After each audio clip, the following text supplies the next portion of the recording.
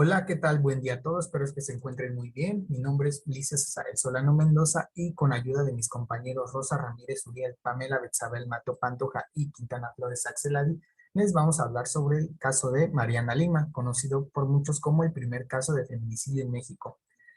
No exactamente como el primer caso de feminicidio en México, ya que como bien se sabe, durante mucho tiempo y a diario se encuentran distintos casos de feminicidio, pero sí uno de los primeros en llegar a la Suprema Corte de la Justicia de la Nación. Como sabemos, la Suprema Corte tiene la facultad o la potestad de atraer casos que aunque no estén listos procesalmente para ser conocidos por la Corte, por su importancia o trascendencia pueden ser permitidos en esto y analizarlos a mayor profundidad. Bien, tenemos que identificar primero de qué consta el caso. El caso consta de una chica de 29 años de edad que se encontró en su domicilio sin vida. Supuestamente la chica se quitó la vida y uno de los principales sospechosos fue su esposo Julio César Gómez Balina. El trabajo tendrá como finalidad desarrollar y explicar de manera breve y concisa el tema de la corrupción y las inconsistencias legales dentro de los procesos judiciales y cuál es el impacto que tienen estos dos conceptos dentro de los procesos de investigación.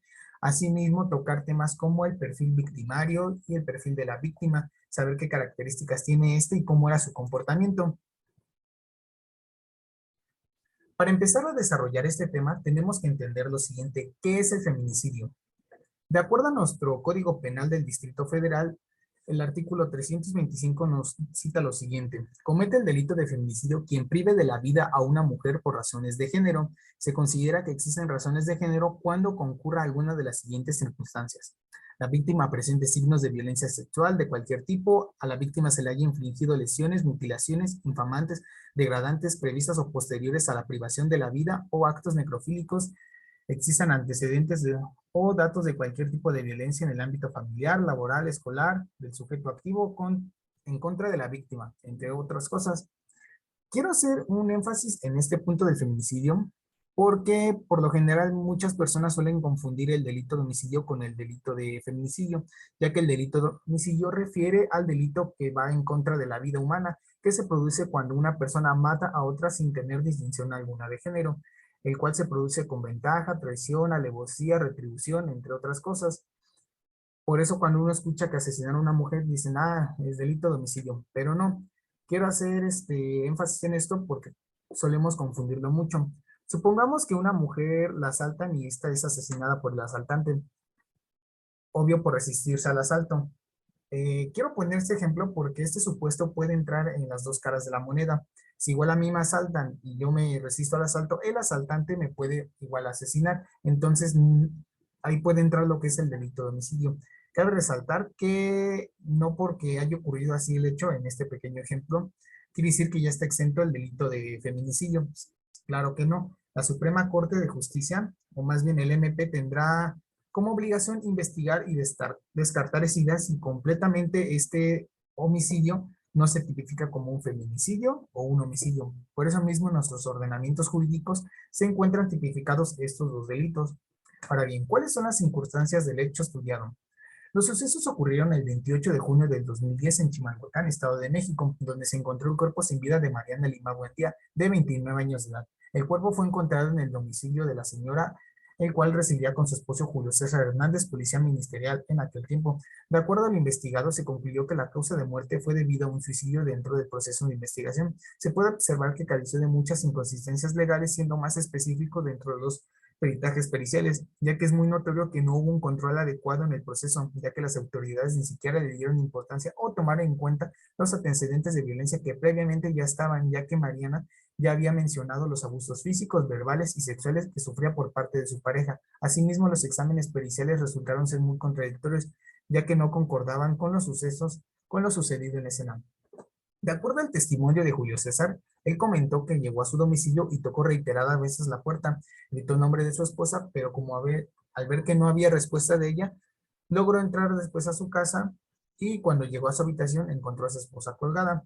Él dice que la descolgó y le intentó reanimar, pero que no funcionó y que después llamó a los correspondientes peritos.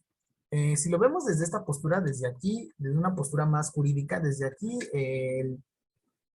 Julio César, que es policía ministerial, estuvo mal, ya que si uno encuentra la escena, sabe que no debe de moverla por ninguna razón hasta que llegue el perito especializado para que califique e investigue bien la zona y encuentre si efectivamente fue por un suicidio o hubo alguien involucrado en esto.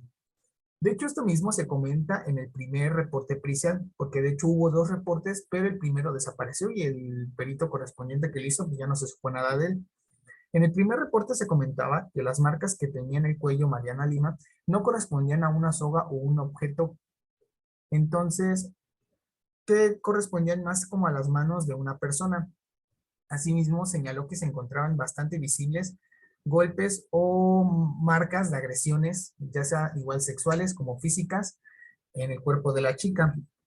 El segundo reporte pericial que salió, casualmente ya se adecuó más a al testimonio que estaba dando Julio César Hernández, ya que él comentó que se encontró la chica, o sea, se suicidó, pero dentro del mismo reporte no se comentó, ni siquiera se tocó, o sea, no encontraron los objetos con los que supuestamente ella se quitó la vida y aquí podemos ver algunas inconsistencias, ya que si dicen que se suicidó, ¿cuáles fueron los objetos que se utilizaron? Solamente mencionan que se utilizó una cuerda, pero, o sea, ¿cómo le hizo para llegar la chica? Ni siquiera se encontró la cuerda, o sea, desde un inicio, este proceso estuvo bastante mal y también fue bastante evidente que omitieron mucho los antecedentes que ya tenía su esposo, ya que su esposo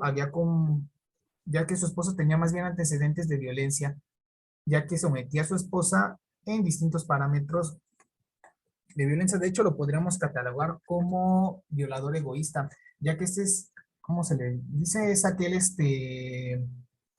aquella persona que busca imponer su autoridad sobre su víctima. En este caso también diría que tendría características de psicópata, ya que un psicópata se caracteriza por ser narcisista y no tener compasión por ninguna otra persona. Y de acuerdo a las marcas que presentaba el cuerpo de Mariana Lima, se mostraba que sufría constantemente varios abusos, pero eso más adelante se los platicará uno de nuestros compañeros más a profundidad. Mientras tanto, pasemos con los que son, si se violaron algunos derechos de esta víctima, en compañía de mi amigo Uriel Rosas, que es el que le va a hablar el siguiente tema.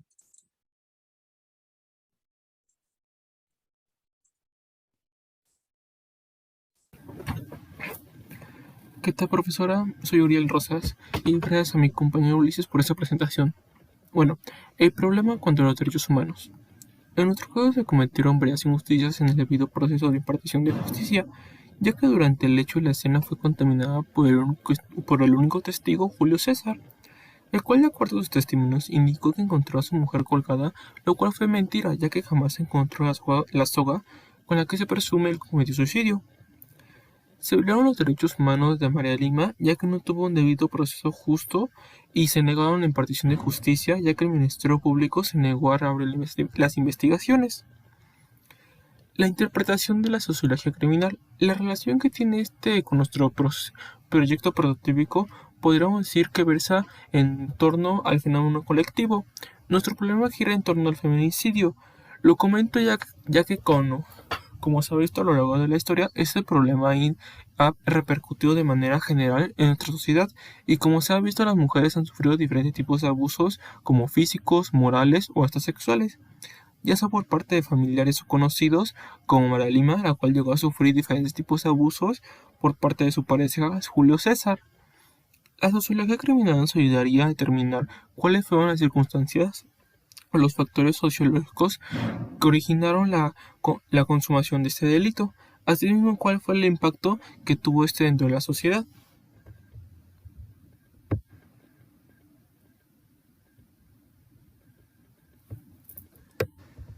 El hecho es parte de una cultura del delincuente, es decir, los abogados en los procesos, ya sea sin importar qué parte representen, construyen intencionalmente las inconsistencias en los procesos.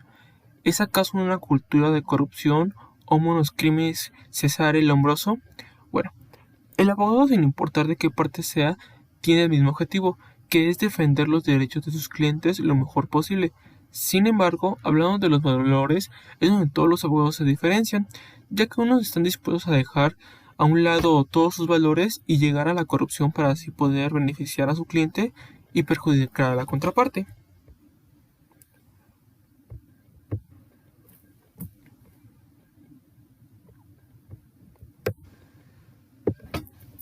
¿Qué son las inconsistencias?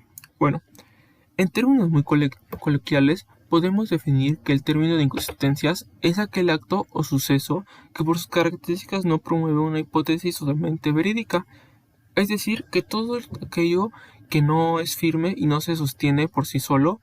Por lo tanto, si trasladamos este pequeño término al ámbito de lo legal, podremos observar que una de las principales características es la vulnerabilidad que estas presentan, las cuales por su complejidad pueden corromper o presentar un efecto contrario a los sucesos ocurridos. Las inconsistencias en las pruebas o en los procesos judiciales pueden ser una causa de culpabilidad en el caso de que se intente con estas demostrar una inconsistencia, solo si las pruebas no son suficientemente claras y verídicas de acuerdo con los hechos.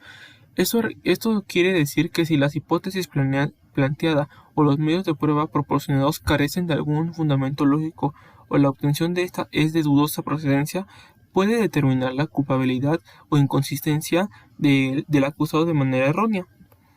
Por lo general, cuando nosotros hablamos en términos de inconsistencias legales dentro de algún proceso, por lo general se asocia al término de la corrupción, ya que tanto la corrupción como este último término se caracterizan por la parte en la que se están desarrollados entonces. Bueno, a continuación seguirá mi compañera Pamela. Eso será todo de mi parte. Bueno, yo voy a hablar sobre cómo las ciencias forenses pueden probar su caso del problema prototípico.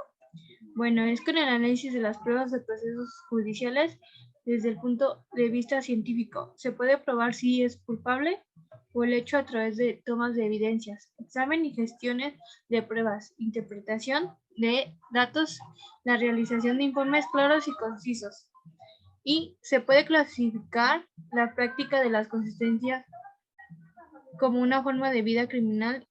¿Por qué? Sí, porque así se podría ver cuáles son las faltas que cometen las autoridades al momento de la etapa de investigación, ya que con ella podemos lograr que se identifiquen aquellas inconsistencias o en su caso, llegar a buenas conclusiones para la resolución de un caso y así poder erradicar la corrupción, ya que será bueno que en el futuro se clasifiquen.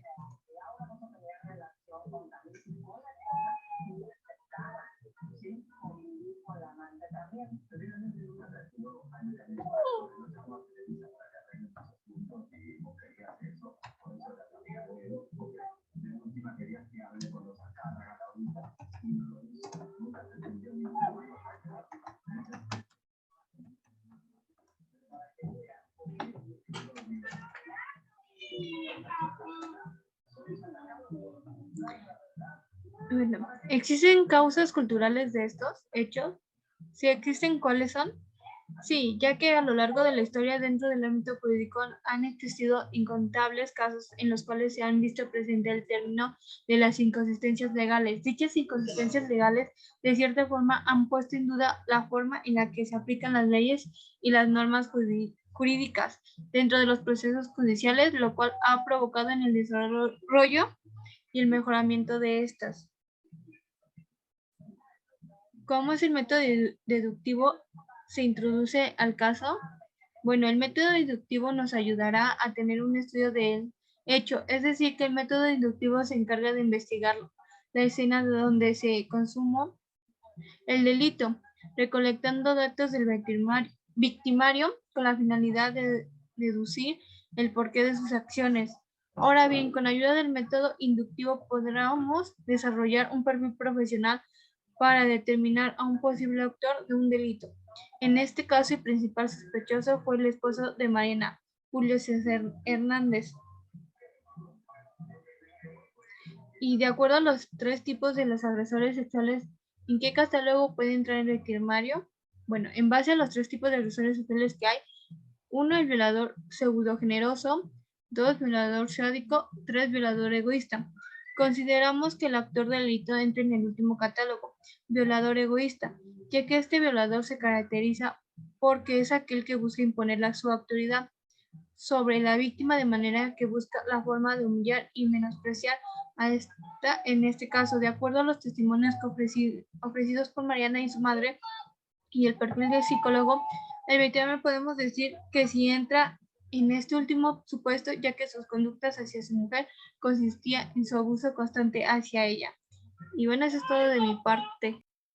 Bueno, en este caso, de acuerdo al perfil que el actuario demostró, podemos decir que es un psicópata, ya que recordemos que en términos generales, la psicopatía es un trastorno de la personalidad en el cual la persona obtiene una conducta antisocial.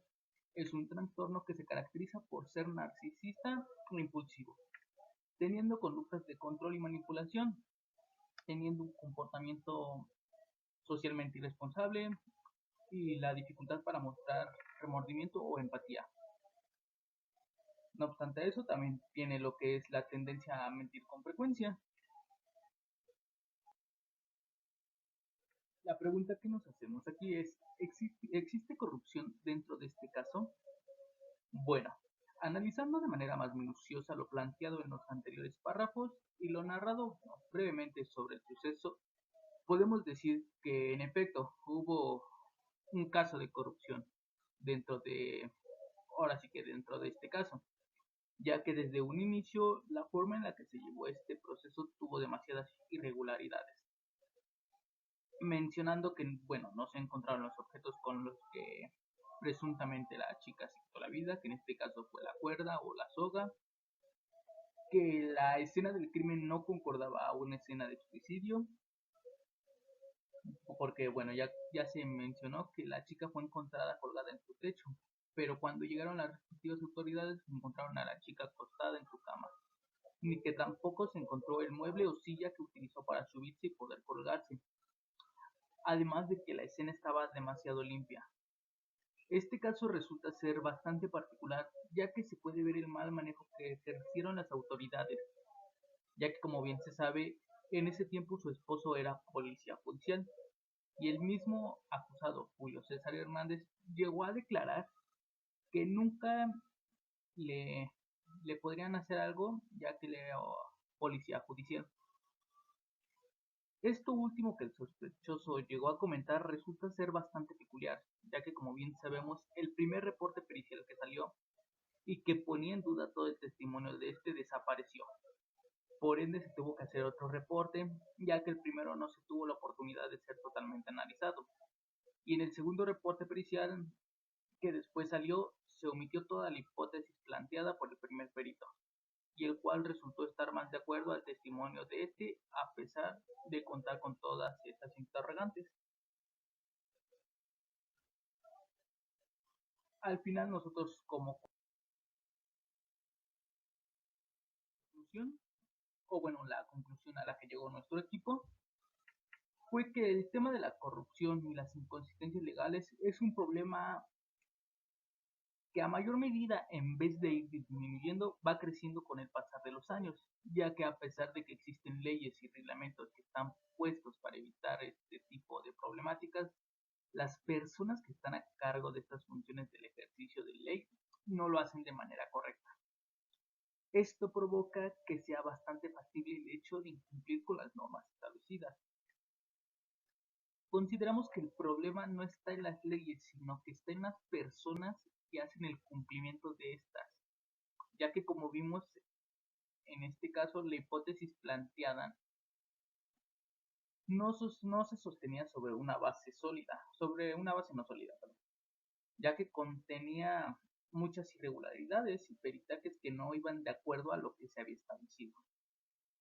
Esto se puede deber también al poder jerárquico, que en este caso tenía el esposo, ya que al contar con un cargo judicial pudo haber hecho un tráfico de influencias, esto con la finalidad de obtener un beneficio y poder cambiar lo narrado en los hechos hacia su conveniencia. Por nuestra parte sería todo. Muchísimas gracias, profesora, por ver este video.